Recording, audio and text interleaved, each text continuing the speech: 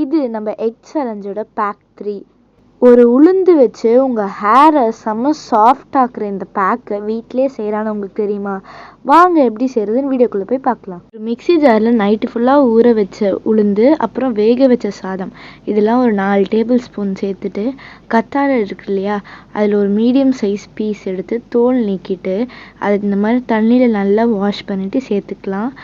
இதுலேயே நம்ம உளுந்து ஊற வச்ச தண்ணி ஒரு முழு முட்டை சேர்த்து நல்லா அரைச்சி எடுத்துக்கலாம்.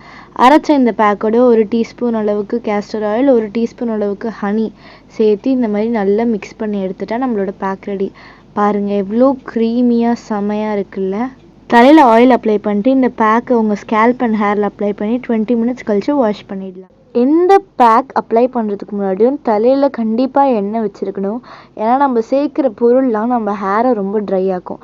அதனால் கண்டிப்பாக எண்ணெய் வச்சிட்ட பிறகு தான் எந்த பேக்காக இருந்தாலுமே அப்ளை பண்ணணும். க்ரீமியான பேக் என் முடியை அவ்வளோ ஷைனிங்னஸ் ஆக்கலைனாலும் எனக்கு தொட்டு பார்க்கும் போது அவ்வளோ சாஃப்டாக இருந்தது.